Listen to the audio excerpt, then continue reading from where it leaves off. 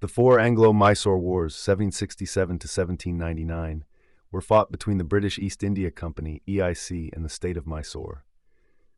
Haidar Ali and his son Tipu Sultan, the Tiger of Mysore, were relentless foes to British expansion in southern India, but were eventually subdued by the Triple Alliance of the EIC, the Maratha Confederacy, and the Nizam of Hyderabad. The Four Anglo-Mysore Wars were spread over 4 decades of battles, sieges, and ruthless psychological warfare. First Anglo-Mysore War, 1767 to 69. Second Anglo-Mysore War, 780 to 84. Third Anglo-Mysore War, 1790 to 92. Fourth Anglo-Mysore War, 1799. East India Company expansion.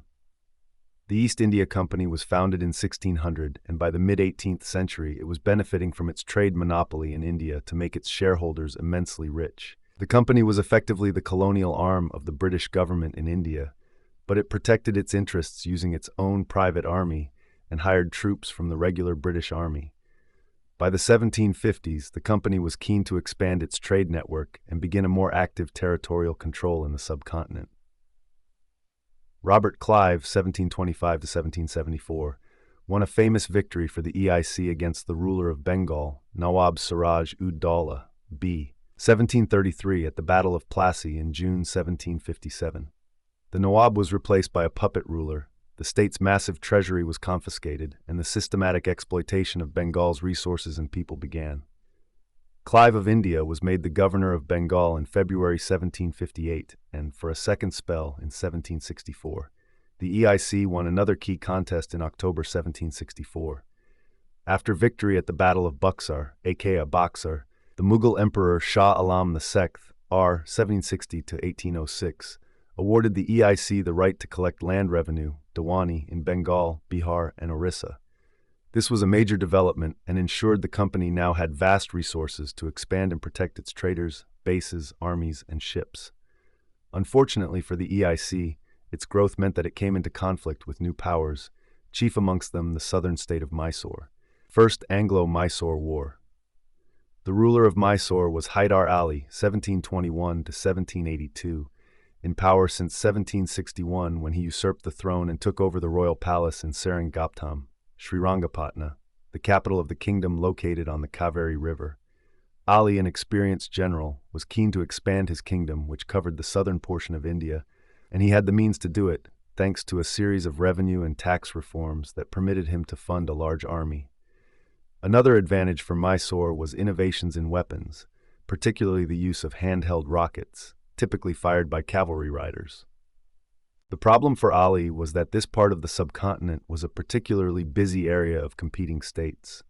To the south was Travancore, in the northwest was the Maratha Confederacy, aka the Maharathas, 1674 to 1818, a loose confederation of Hindu princes, and to the northeast and east was the Nizam of Hyderabad. This part of India was also the main presence of the French East India Company, but they had been seriously squeezed by the increased militarism of the British East India Company, particularly along the eastern coast, often called the Carnatic Coast. From the mid-1750s, the British had gained several important victories which gave them control of trade centers like Pondicherry and Arcot. Haidar Ali courted the French as allies, and while the EIC was seemingly busy expanding in Bengal in northeast India in the 1760s, Ali saw the opportunity to expand into the less powerful EIC Presidency, administrative region of Madras.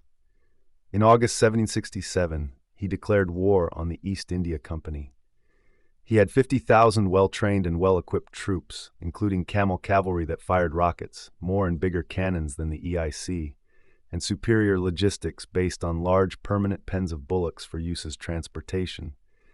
It took dozens of bullocks to move heavy cannons, for example.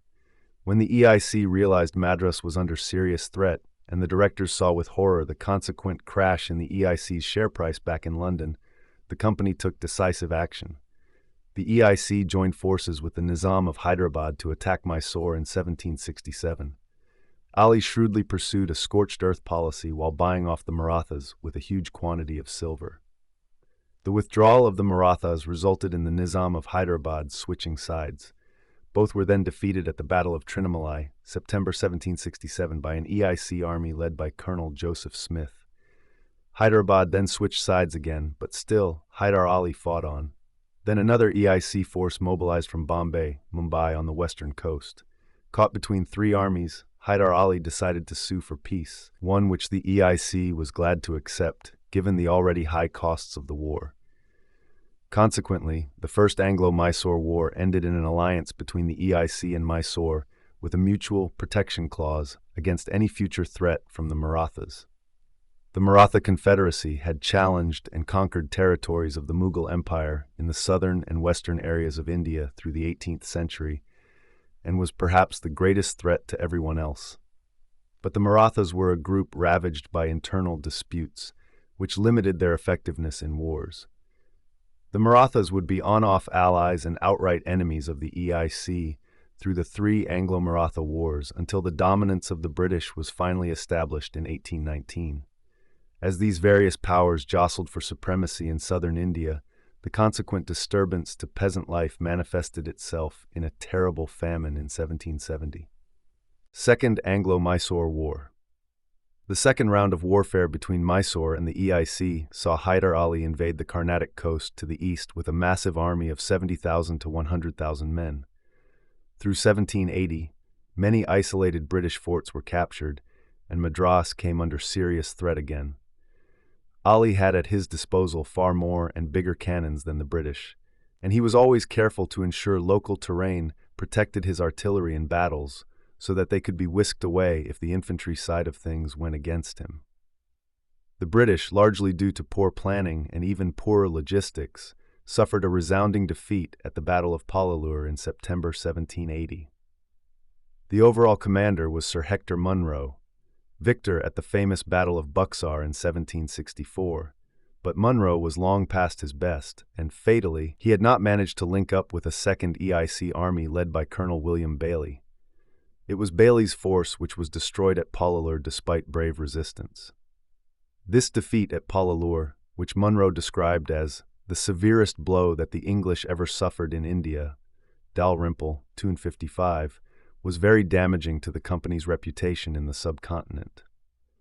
In addition, thousands of British soldiers were taken prisoner, although many were later released. Some converted to Islam, were given wives, and were incorporated into his allies' army. Barrow, 87.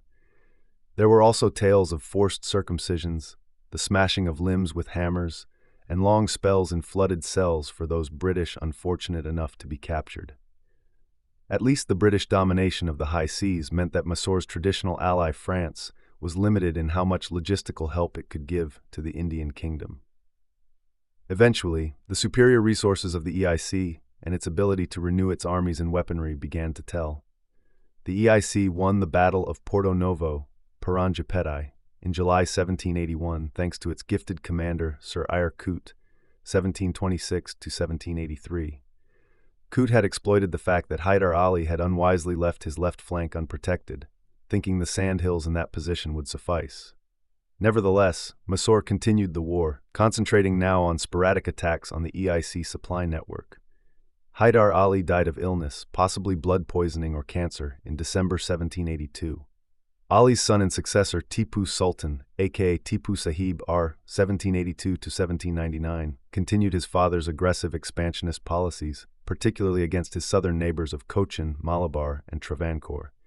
Tipu styled himself as the Tiger of Mysore, in reference to his military prowess and the profusion of tigers then roaming southern India. Tipu went even further in the association and kept a menagerie of tigers in his palace and used the animal as a logo on everything from banners to his personal firearms. The Sultan even had a mechanical tiger made for him.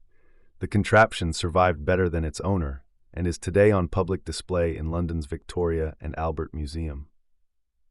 The EIC won the Second Anglo-Mysore War after Tipu Sultan was obliged to sue for peace following the withdrawal of French naval support headed by Admiral de Suffren. The 1784 Treaty of Mangalore essentially restored the borders to the situation prior to the war. Third Anglo-Mysore War. The EIC Governor-General from 1786 was Lord Charles Cornwallis, 1738 to 1805, and he continued the company's policy of boxing in Mysore through alliances, ensuring the continued hostility of the Nizam of Hyderabad and the Maratha Confederacy against the southern kingdom. The lack of interest Tipu Sultan showed in cultivating allies would, in the end, be the main reason for his demise. The ongoing war also brought the British a new ally eager to defend its own boundaries with Mysore. This was the Kingdom of Travancore. The EIC was determined that Travancore would not be gobbled up by Mysore. In addition, the EIC was equally determined that they would smash the Mysore-France alliance that military intelligence revealed involved shipments of French arms to southern India via Mauritius. Even more useful to Tipu Sultan was the few hundred French mercenaries who not only fought for him but helped train his army and improve his weapons manufacturing, albeit on a small scale. When Tipu Sultan attacked Travancore on the 29th of December 1789, the various alliance treaties kicked into gear and the Third Anglo-Mysore War began. In December 1790, Mysore attacked the Carnatic coast again, where towns, villages, and temples were razed to the ground. An EIC army of 19,000 sepoys led in person by Cornwallis first took Mysore's second city of Bangalore and then linked up with his Hyderabad allies, who came in the form of 18,000 cavalry. Cornwallis struggled to find supplies in the face of Tipu Sultan's familiar scorched earth tactics, but he was further reinforced by a Maratha army of 12,000 men. This combined force eventually moved to besiege Seringapatam. Tipu Sultan's fortress capital was a formidable nut to crack, as it had been designed by French engineers using the very latest ideas on how to resist artillery and mining. Sustained barrages and attacks did eventually persuade Tipu Sultan to surrender in January 1792. The terms of the Treaty of Seringapatam were harsh. Tipu Sultan was obliged to give up a large slice of his kingdom, pay the EIC regular protection money, release all prisoners, and leave 2 of his sons with the company as hostages. At least the Mysore ruler lived to fight another day, or rather another war. Fourth Anglo-Mysore War. The fourth and final installment of this round of on-off wars to control southern India saw Tipu Sultan once more form an alliance with the French. Tipu Sultan had even written to Napoleon Bonaparte, 1769 to 1821, to send him an army, but the future emperor had already set his sights on Egypt as the stage to best attack British interests abroad. Back in India, the EIC was determined to break such a potentially threatening alliance, and Lord Richard Colley Wellesley, 1760 to 1842, the new EIC Governor-General, appointed 1798, was the most aggressive governor yet. Wellesley amassed a massive army to quash Mysore once and for all. Wellesley also had the continued backing of the Maratha Confederacy and the Nizam of Hyderabad, whose army was led by Arthur Wellesley, future Duke of Wellington and victor at Waterloo. There was, too, an elite battalion of 1,400 British Army Grenadiers and a battalion of Scottish Highlanders.